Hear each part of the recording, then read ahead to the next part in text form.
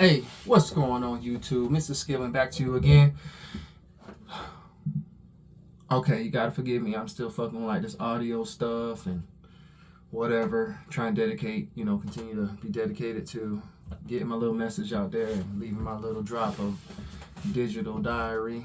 But anyway, today we are going to continue our series on how I escaped the rat race. Some thoughts come to mind. Like I said, this is still a very new channel. This is all new to me. This is just something I'm really liking, and I picked up in my spare time while I'm healing.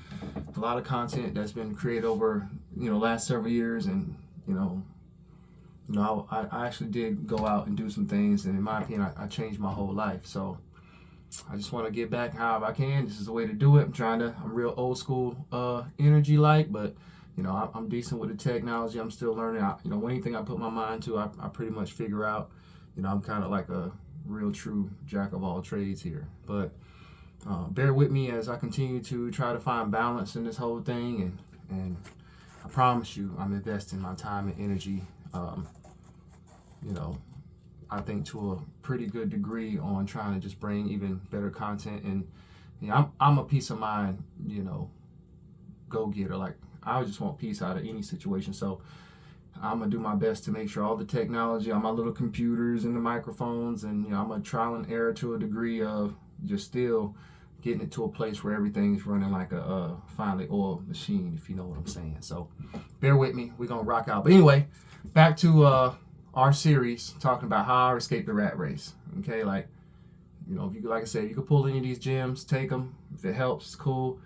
This ain't necessary for everybody. First of all, the other two videos are more so, it's not, everybody wants to jump to, let's talk about the money. Like, the money, we can't talk about the money until we develop the right habits. I think where we mess up at, or at least where I messed up at in my youth, I could go get to some money. I was always a hustler, always a grinder, had no problem getting my credentials to get really good paying jobs. But we so caught up in the race that, most of the money that we have coming in, is going out to places that we don't really need. It's going out somewhere. We're just rolling the money over. As long as it's coming in, it's okay for it to go out, and it just takes longer to really amount to anything. If you were the kind of person who coming into a situation where, even if you were blessed with a bunch of money, and like I say, because I'm a strong believer, I know plenty of people, even myself, I made over six figures a year before, and I know what it's like to go get money. I can run 10 grand a month.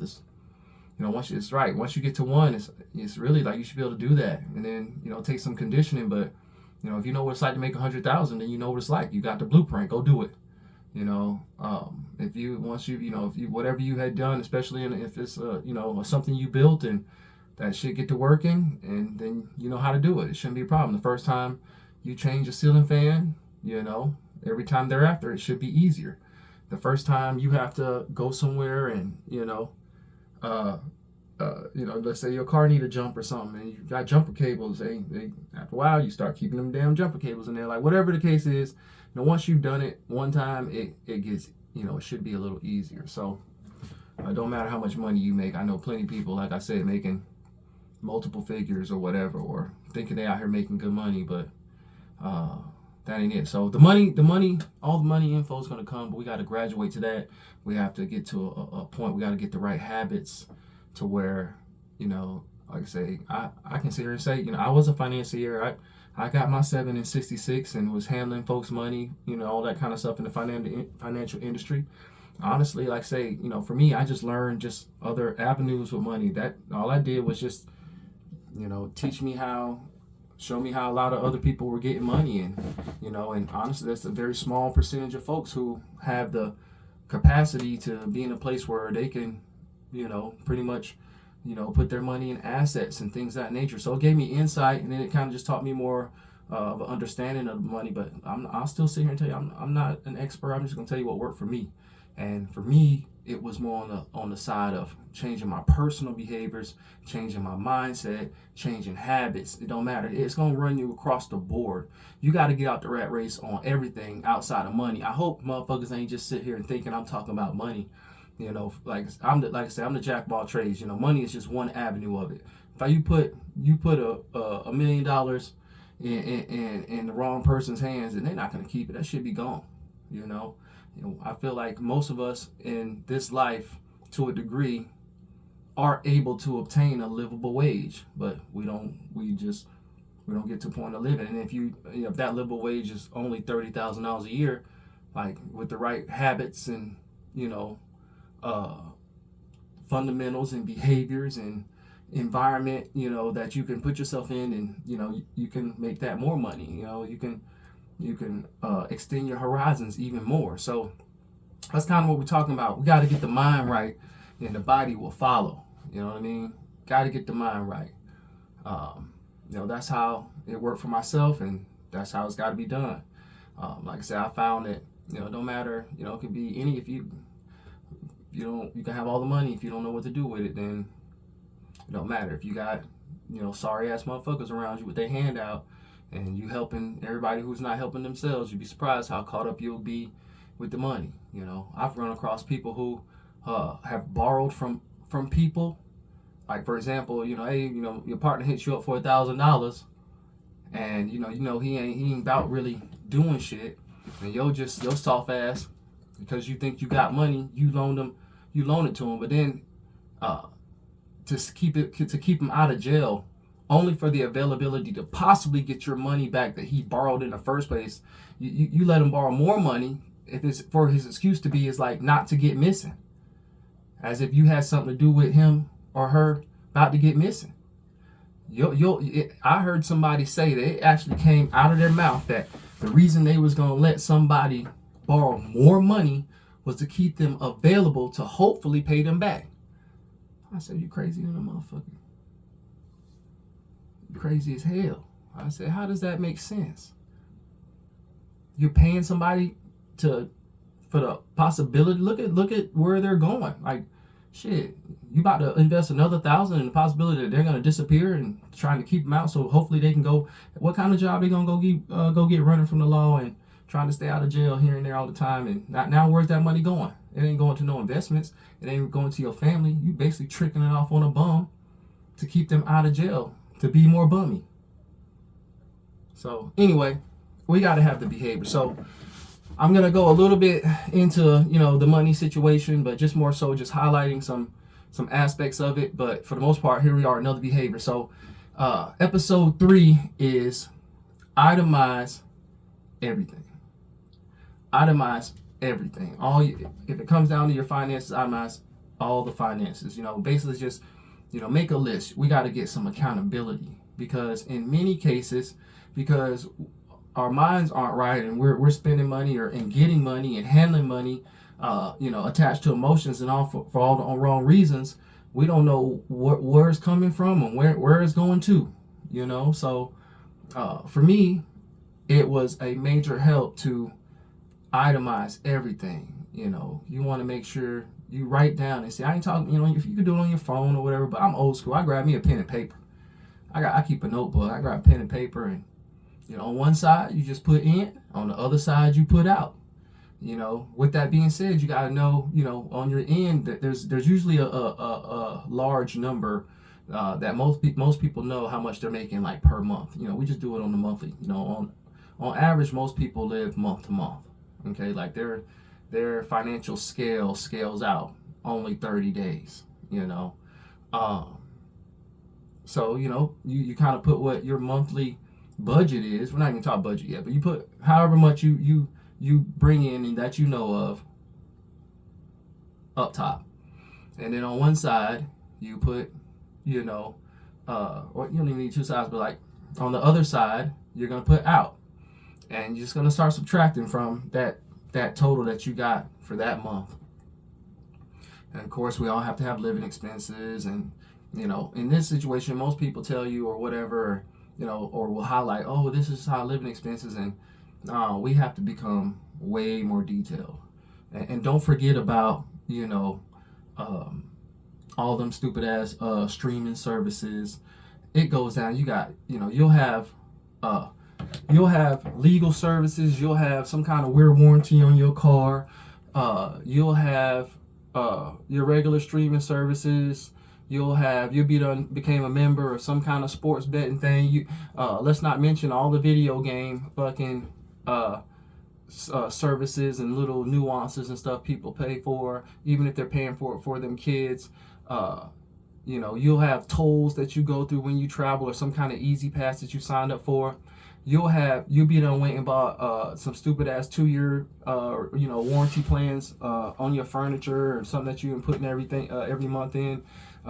You'll be done, set it up to where your iCloud storage you'll be paying for every month. We want all of it.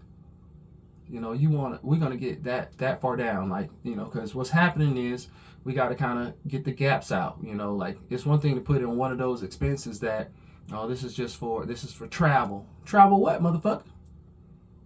What you mean travel? If let's say that's an expense and you just got travel and $300. No, we're gonna go a little bit deeper, and out of them $300, what aspects of the travel we need to break all that down. Because you going shopping just for this trip, knowing you had something in there you could have wore, and every time you got to go get extra bonbons and think we might not need that. That's not really, there's a problem right there. Because we trying to get out of the rat race. We trying to get to a place ultimately of financial freedom, and a place that in overall peace of mind. And it's just one huge wedge, in my opinion, that's just happening in our society with our people, with everybody in the world. You know what I mean? Not in the world, but especially in the United States. It's just spending. It's too much. We have too much consumerism. We got too much consumerism for the wrong reason. And it's taxing. And we got to find out what's going on. Credit card fees, you name it. You can be paying already 20 plus something percent interest on your credit card, but having a situation where, you're still paying some type of monthly fee as well.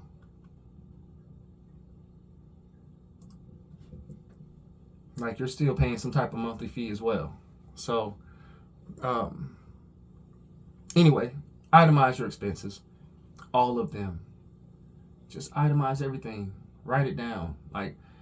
Once again, with that, if you're not getting to a point where you're getting motivated to have, to get to these spaces, because some people are going to look at this, man, I don't even feel like doing that. All right, well, don't fucking feel like it then. Stop complaining about your situation, and this ain't for you. But if you're the type of individual who has got any hint, as God, whoever has, worked on you, and you've seen and you've told yourself you got to a point in life and you think you're stagnant, or you're mediocre, or you just can't make progress in production in some of the just daily things, there's usually a small reason why. And you just caught up in the rat race. Like all the things that you think that you have and you're paying for, it's okay to have. We're not saying that. What we're saying is that it's just the wrong season to have them in. It's the wrong timing. You're not really qualified to have them. They don't, you do things for them. They don't do things for you. It's a difference. You're buying out of distress and duress and reactiveness. Oh, we're going to talk about that too. I have another episode coming in. It's talking about being proactive versus reactive. That's what we'll get into that on another video. But you're reactive to shit. You're not proactive to it. You don't let your goddamn tags expire on your car. Now, you not only, let's say you get stopped by the police. Now you're out of your tag registration, which, in my opinion, or if I'm to my understanding, if you pay it early or you pay it fast, or you can actually have to pay more if you don't pay it in time. But then you get stopped, so now the police might give you a ticket, so you're paying more now, and your time is inconvenienced. You already were probably stressing about it because you knew that you was riding dirty. So in the back of your mind, you may not act like you don't care, but in the back of your mind, you uneasy. So you'd be the same person who jumps in my whip complaining about the police every time I pass them. I'm not speeding. I got all my goods in here, and I ain't got to worry about my, my pistol or, nothing like that, because we ride legit. We good to go. But you'll be looking over your shoulder. You don't want to look over your shoulder. You're operating out of distress. You're operating with your back against the wall. We've all been there, but we got to get out of it. We're the ones who put ourselves there. But yeah, so um, we have to itemize everything. We gotta know where our money, where our time, and that's another thing. This is to eventually give you an outline to where this money is. I'm gonna equate it to the time. Everything is about time, really, not really money. And they say time is money, money to all that bullshit, but it's real about the time. Like I tell folks all the time, in where I'm at in my own personal journey now, I've been blessed to have more time. Like, and everything takes time. It takes time to heal. It takes time to get your mental right. It takes time to get your finances right. But like I said, we're always borrowing that. We're always reacting to it. So after a while, once you get to the point where you got everything itemized, you kind of know where things are going. You've obtained another level of accountability. Then it's time to see. We can express the values of where all that, what that really means to you when we line it up against the time. When we compare it to the time, it actually that's invested to equal the money sign. You know, it's all about the time. You'll hear situations where you have somebody who is, let's say, a celebrity or something, and anybody who might have money. Let's say they got 20 million, and they 20 or 30 years old, and they feel good, and then the doctor come tell them, you only got 6 months to a year to live. At that point, it don't matter how much money you got. It don't matter how much money you got at all. So ultimately, like I said, we want to figure out, we're going to associate this thing to the time commitment that it takes to achieve what we're talking about here. So, but itemize everything, itemize all your expenses, and you'll be glad you did. And at the same time you're doing that, just understand that what we're trying to adopt here is a higher level of accountability, a higher level of responsibility in regards to getting out of the rat race. It ain't about really much else. There's a lot to it, but we just want to get out the race. So, before we just make a bunch of moves and do anything, like I said, we got to get our behaviors right, and we got to start, figuring out. We got to get the details. We got to get, we got to get our op order. You know what I'm saying? We got to get all the details of what's going on with the enemy. We got to figure out how we're going to move, how we going to engage. We got to do an inventory of our equipment. You know what I'm saying? We got to do an ammo count. You might be going into a situation and thinking that you can handle it, and you really can't handle it. On many fronts, especially financially. We're not talking about the unexpected things. We're talking about the other stuff. You see those situations. It always trips me out. And I don't know, maybe people might even blame this on me, but to the level of some things I even see where people spend their money on, like a vehicle. Man, listen, I seen somebody had probably like a 22 GMC Duramax lifted on some real nice rims and tires. They had posted it for like $105,000. I said, ooh, you can't even park it in the driveway. $105,000 sitting out. I'm sorry, I know it's a truck and whatever, but listen, if I'm spending $105,000 on a vehicle like that, you better believe I got like a whole bay to park it in. I ain't trying to get nothing on it. You know what I mean? I'm just, even if I pay cash for it, I just feel like it should be taken care of. It's worthy to be taken care of to that degree. Now, the caveat to this is that this person don't have no place to park it. They probably jumped out there, still in the race, not under something unexpected popped up, and now they got to try to sell it because them notes and that insurance and them taxes is busting their ass. Oh yeah, that's great. You make $100,000 a year. All right, hey, let's itemize some things. Let's do some accounting.